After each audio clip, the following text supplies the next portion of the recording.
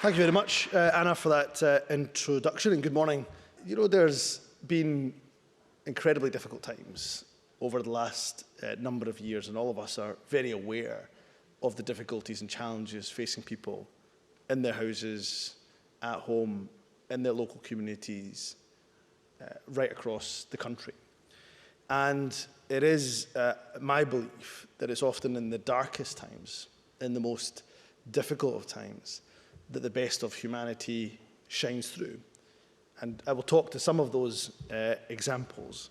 But the charities that are the third sector organisations that are here, you are the ones who have shown through during those difficult times. I can think about the international crises that we have faced and are facing. Think about the Ukrainian resettlement programme that we had here in Scotland, of course, this city playing a vital role in that resettlement programme, and how organisations on the ground helped with support, whether it was with, of course, food, whether it was with language, whether it was, of course, bringing a sense of community to those who had to flee their homes. So many amazing examples.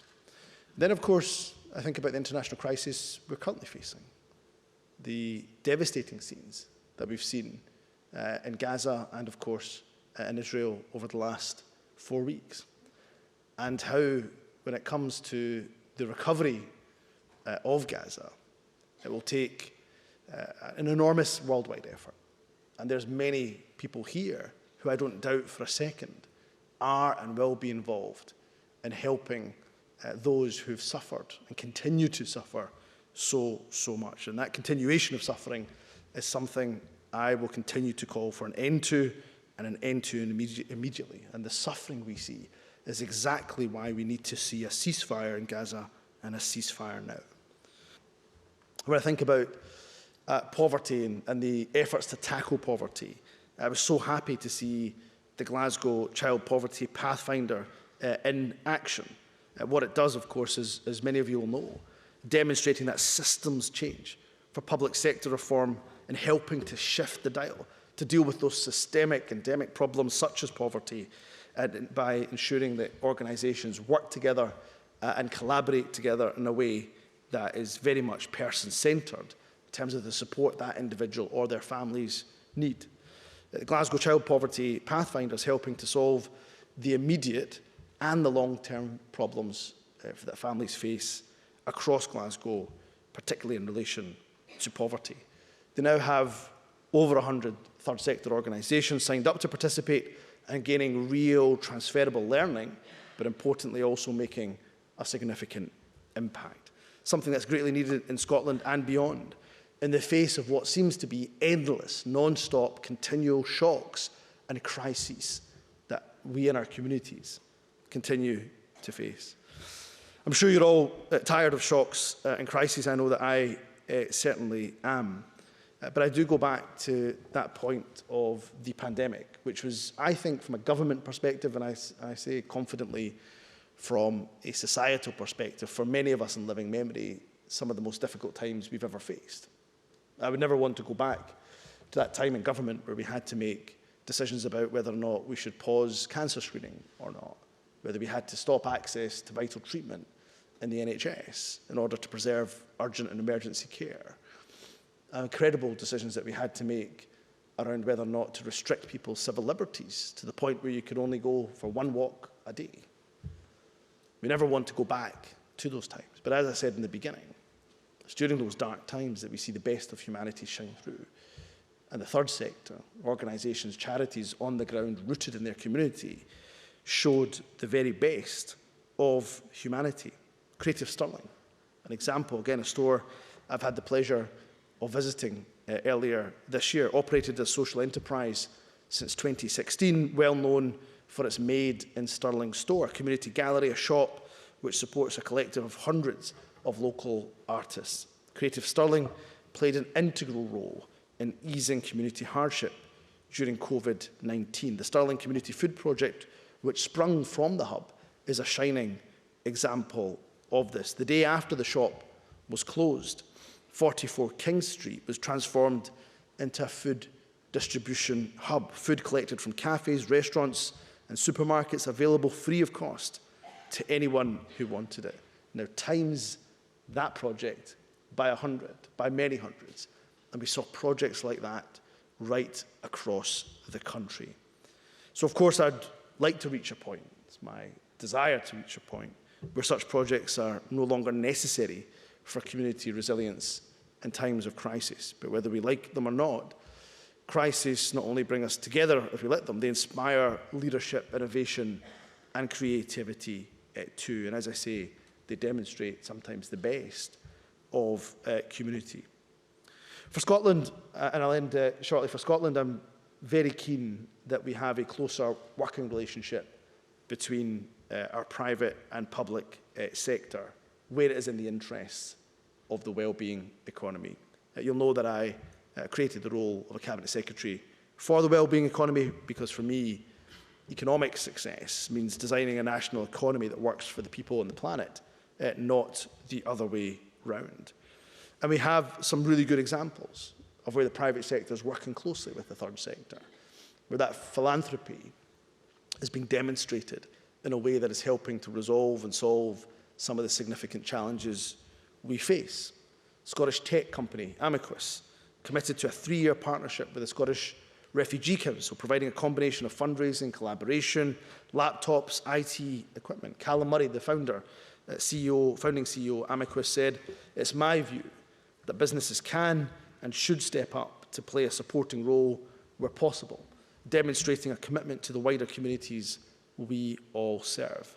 The Amicus team are graduates of the Scottish Government's CivTech programme, and in my mind, an excellent example of a young Scottish company striving to use business as a force for good and as a force for change, engaging positively, collaborating with the third sector to tackle some of the significant challenges our communities face. Creating a world-leading well-being economy in Scotland will ultimately come down to our collective willingness to enter new, unexpected, and maybe at first sometimes uncomfortable partnerships. But of course, doing so for one purpose and one purpose only, to ensure that we have thriving communities. So whether you're a volunteer, a tech CEO, a trustee, we all have a role in building a better future together. Friends, after the successful passage of the Charities Act 2023, the Scottish Government is now moving to a much wider review of charity regulation that you have been asking for. I hope that many of you will be able to attend an event taking place later this afternoon that will start some of that process. And I hope you are able to volunteer to raise the quality of our conversations, because we don't intend to do this to you. We intend to hear from you and work with you when it comes to those important regulations, that important review. Because we all share the same goal. We want the review to be shaped by you, the third sector, so please do get involved. So your regulation should support and help charities, should help and support the third sector, shouldn't work against you, shouldn't overly burden you. It's moments in our history like these when the values of our nations, volunteers and how they step up, whether it's delivering food from food banks or to rescue you from a flooded home, that inspires us all to do more. It certainly inspires me as the First Minister to do more. And I'm pleased that the Scottish Government has agreed to sign up as a volunteer charter champion. I'd like to end my remarks today, hopefully where I started, which is to say a big thank you to every single one of you, to the staff, to the volunteers, especially the volunteers who give up their time. Because every contribution you make to the lives of those around you brings Scotland closer to realising its full potential. What it also does, of course, is helps to bind us, that collective humanity, at times of crises, at times of help, at times of distress, at times of despair that people have. You step up. And for our staff, and I say staff, but they always work beyond the hours that they're contracted to. You give so much to so many. And I want to just end by saying that although we have made progress, and I'm happy to talk to that, I'm sure during the Q&A session. We know there's further we have to go. And I hope when you see the budget later this year, that it'll give you an assurance and a confidence of not just the warm words, not just the rhetoric, but the fact that we're prepared to put our money where our mouth is. So thank you all for the dedication, for the contributions, for your time, importantly for the invitation to the gathering, and I look forward to taking some questions.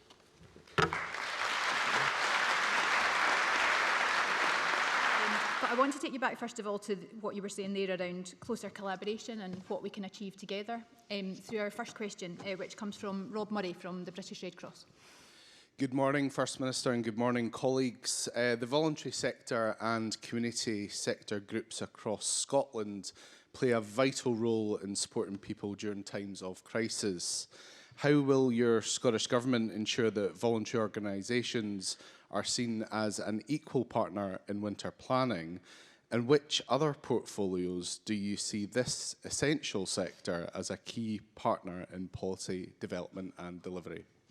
It's a great question, and can I thank Rob for the work that British Red Cross do. I think I'll give them a quick mention there, as I saw some of their work while I was visiting Brecon myself. So let me tackle the second part of your question and come to the first part of your question, if you don't mind. The second part of your question is that I expect every single Minister, Cabinet Secretary to be interacting with the third sector, because I can't think of a portfolio that is untouched and doesn't need the support of the excellent work that's done. And this is the wonderful thing about the gathering. You'll be able to speak to people who do a range of work right across government portfolio areas, and society in the world isn't segmented into silos depending on government portfolio areas. So that cross-collaborative working is really important.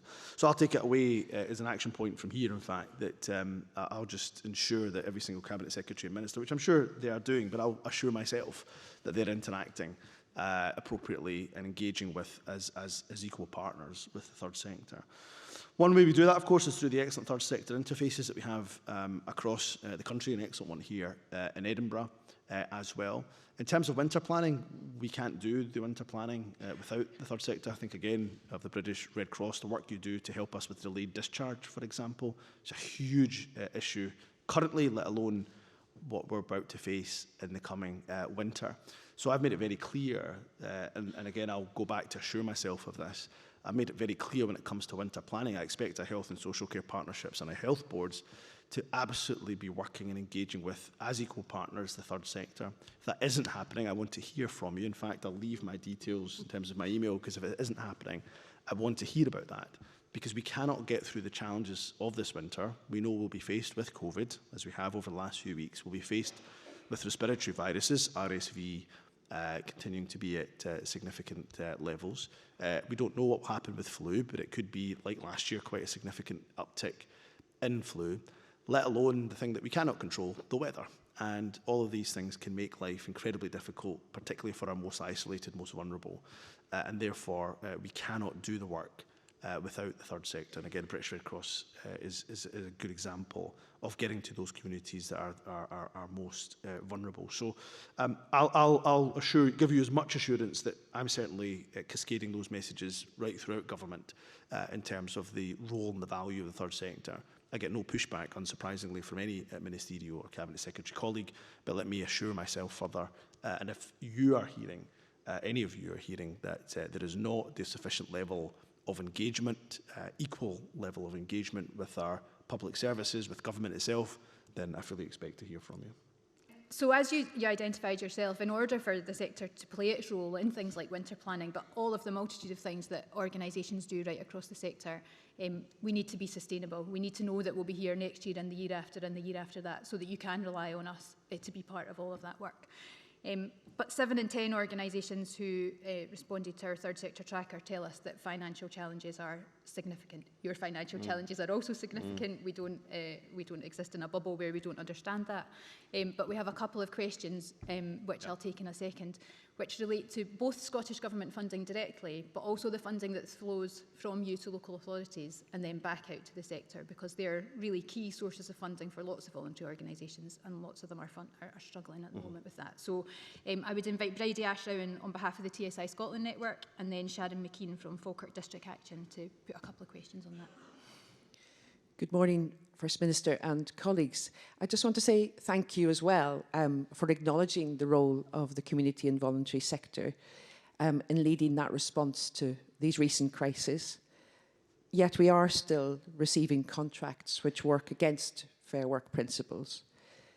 And our organisations and staff are facing the same inflationary pressures as our public services. And we've heard you say that you value the sector and your government values our sector. So specifically, what we want to see is action to implement fair work.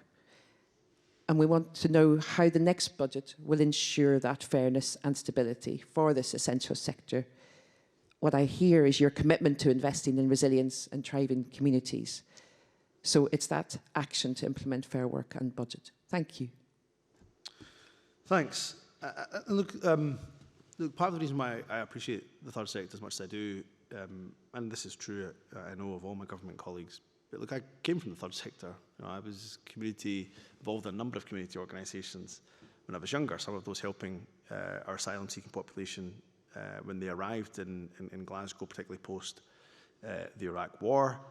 In community radio, I was involved in some international NGOs like Islamic Relief. So I really consider myself as being from the third sector, and I hope that I can give you some assurance that it's not just from the excellent briefings that I tend to get from my civil service colleagues, but it genuinely comes from an understanding of the work that I did over many, many years, but also over many ministerial roles, trying to interact as much as I possibly can. I continue to intend to continue that engagement as First Minister. For me, look, fair work is absolutely crucial for a number of different reasons. First and foremost, we talk about communities sometimes, and I'll fall into this trap, as though we're somewhat disconnected. We're not. I mean, your workforce is from those very communities that's facing and suffering the cost of living crisis. So if they are having anxiety about being able to pay the next bill or the cost of the weekly shop, well, how on earth can we expect them to be able to give their all, to be their most productive, to be able to help others when they, and we have a duty towards those who work with us, those who volunteer with us. And so we do have that aim around being a fair work nation, as you know, by 2025. And there are some levers, and I'm not, please don't take this as me trying to abdicate any of my responsibility. Some of those levers, of course, are not in our hands. So we have to accept that in terms of national minimum wage and in terms of employment practices, employment law, in particular. Many of those levers not in our hands, and we'll continue to argue for them to either be in our hands, well, we'll always argue for them to be in our hands, and when they're not, for fair work to be embedded throughout the UK where possible. And what we will do is use every lever we possibly can. So when it comes to contracts, for example, when it comes to procurement, when it comes to our budget, and again, we'll be able to set some more of that out next month when the Deputy First Minister outlines the budget.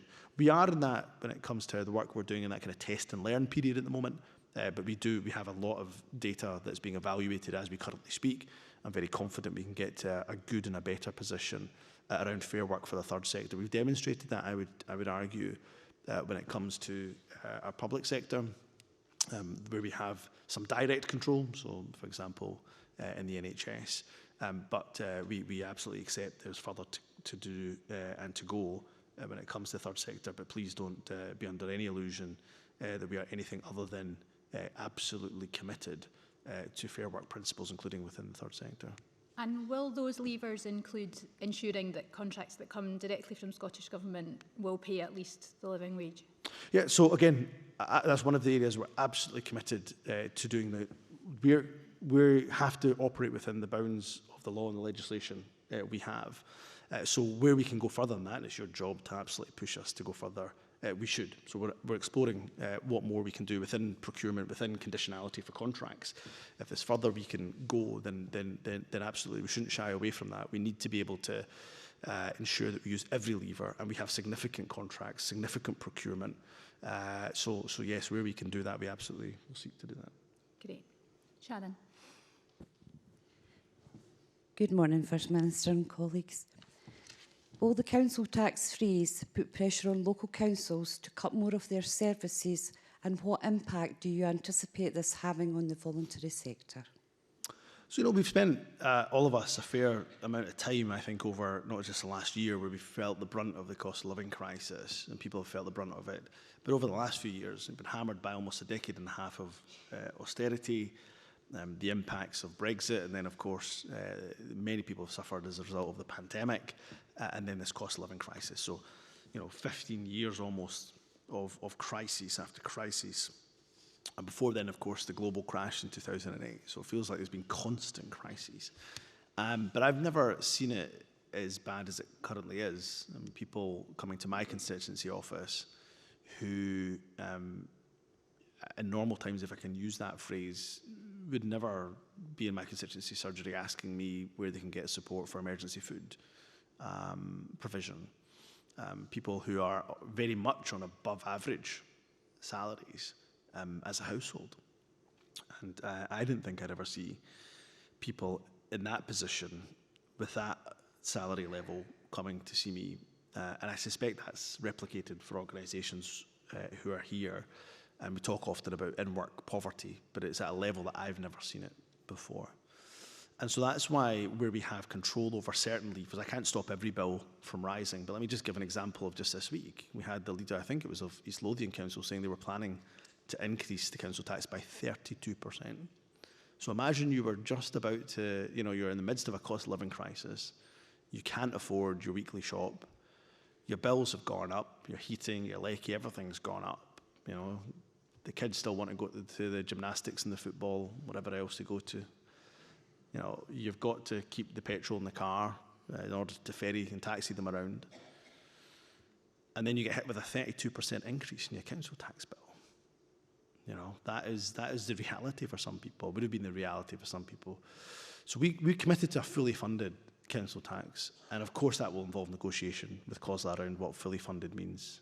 Now I have to say, I have some dubiety and doubt about whether the council was actually going to raise the council tax by 32%. But if they were going to raise it by 32%, that would have been an absolute hammer blow to families who are already struggling. So we've got to ensure it's fully funded. As part of the Verity House agreement, we've agreed, which is the agreement between national and local government, we've agreed to loosen ring fencing. And I think that is important because we want to give our local authorities more autonomy over the funding, but at the same time, it does come with risks, and that's where we have to manage those risks. And that means, having a shared accountability framework, shared outcomes framework, so we understand exactly what we have to achieve locally as well as nationally, and making sure that while we give that more autonomy to local authorities, which I think they absolutely should have in terms of their funding, it's done in a way that we don't minimise or withdraw an inch, in fact, from the important challenges, particularly tackling poverty, that we all have to work towards. So forgive me, that's a rather long answer to a very short question, but I intend the council tax freeze to be a fully funded one. Which is great for people in their council tax and probably less good for voluntary organisations, because as councillors struggle to raise those resources, we're at the bottom of the food chain and we're most likely to find ourselves looking and feeling like an easy cut sometimes to local authorities, and that's a really difficult position for us to be in. Everybody's in a really difficult position. You don't have a magic money tree, but that issue of lurching from crisis to crisis applies to voluntary organisations in the same way as it applies to the people that they support.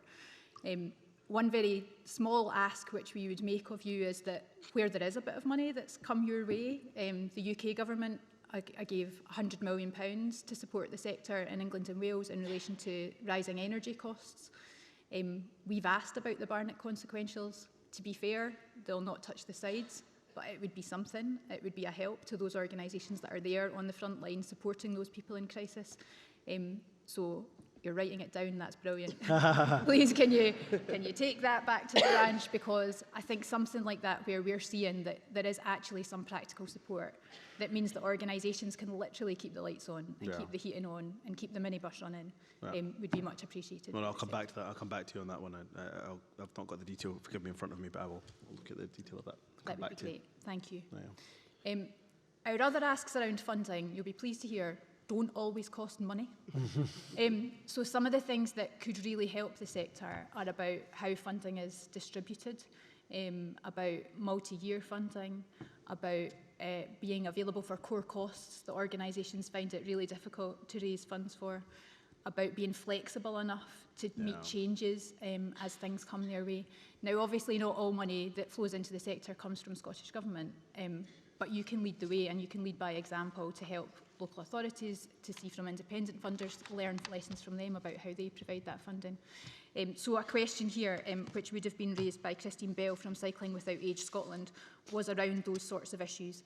And I wondered if you had any comments on those. Yeah, I do. Look, I remember well when I worked for an organisation in Glasgow, my own post, you know, when it was coming towards an end, those kind of 3-4 months coming towards an end, having to put in fundraising applications or work with a fundraiser to see whether or not they'd heard back, whether my post would be funded for the next year or not.